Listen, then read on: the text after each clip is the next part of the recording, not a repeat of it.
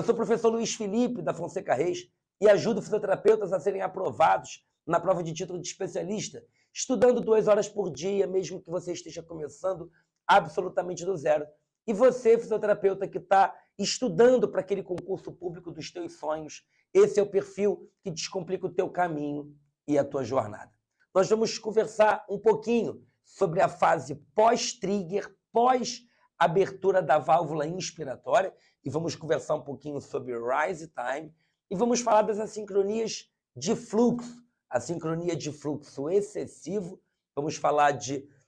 assincronia de fluxo insuficiente, para que a gente discuta um pouquinho e possa caminhar na nossa série relacionada ao mundo das assincronias. Eu disse para vocês que o ciclo ventilatório ele é composto por uma fase ins e por uma fase ex. A soma dessa fase ins e da fase ex compreende o tempo total do ciclo ventilatório e que esse tempo, em modos controlados, com a pressão muscular igual a 0, é determinado pelo ajuste da frequência respiratória. Eu disse para vocês que essas duas fases elas podem ser decompostas numa fase inicial, chamada de trigger ou disparo, numa fase imediatamente pós-abertura da válvula ins, que a gente chama de pós-trigger, depois uma fase inspiratória, uma fase de ciclagem e uma fase de exalação ou fase expiratória. Imediatamente pós-abertura da válvula ins, nós temos o que nós chamamos de fase pós-trigger. E esta fase, em pacientes ventilados em modo P, é uma fase muito importante, porque ela relaciona-se ao tempo de rampa, ao tempo de pressurização, ao tempo para chegar até o limite ajustado de pressão acima da PIP, e isso é determinado pelo rise time, ou tempo de rampa, que representa o fluxo de ataque, que representa a velocidade com que o ventilador vai atingir aquele valor de pressão pré-determinada. É muito importante que a gente entenda rise time, talvez seja uma das variáveis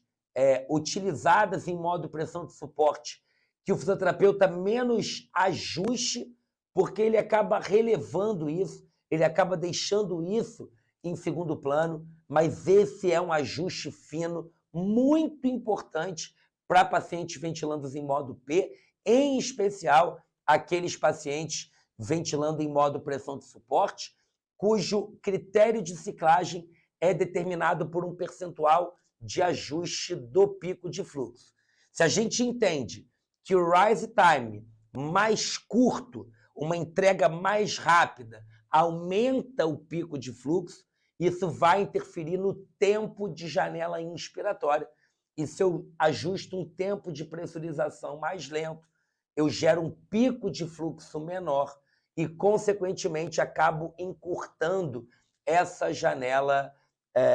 inspiratória. Então, vamos entender um pouquinho melhor como é que isso funciona para que a gente compreenda as consequências de um ajuste inadequado. Quando eu tenho um doente com aumento de trabalho, com fome de fluxo, com necessidade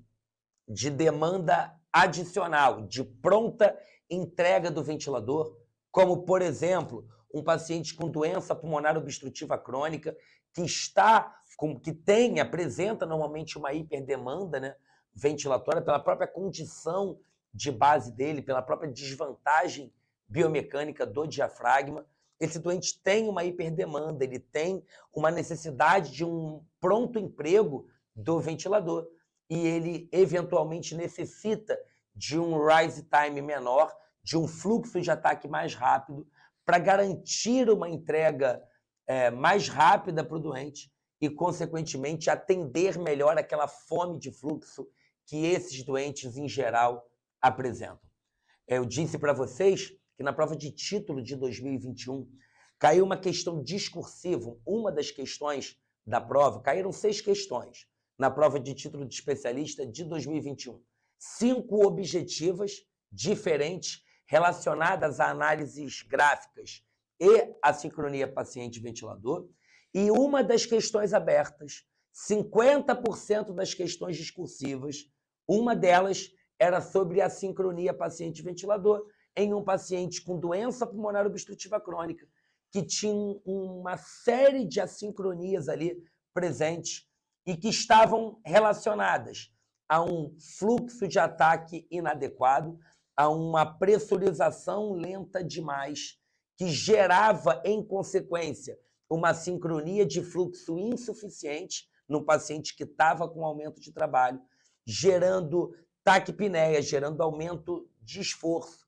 gerando encurtamento da janela expiratória, aprisionamento aerodinâmico, piora da hiperinsuflação dinâmica e, consequentemente, disparo ineficaz. Um ajuste inadequado de pressão de suporte aquém da demanda do doente. Um rise time lento demais, que não entrega um fluxo de ataque adequado para um doente que está com fome de fluxo. Gera consequências desastrosas para a assistência ventilatória do doente e, consequentemente, outras assincronias concorrem a aparecer. E tudo isso foi objeto de cobrança nessa última prova de título de especialista, numa das questões discursivas, que é a segunda etapa do exame e que, sem dúvida nenhuma, deixou muita gente ali com pontos na mesa, muitos colegas deixaram pontos na mesa que os afastaram do caminho da aprovação na prova de título e, consequentemente, comprometeram o resultado final do exame. Então, muita atenção a todos vocês que aqui estão, para quando nós estivermos ventilando pacientes em modo P, nós olharmos para o rise time de maneira criteriosa e ajustarmos ele de maneira mais fina para garantir normoassistência ventilatória.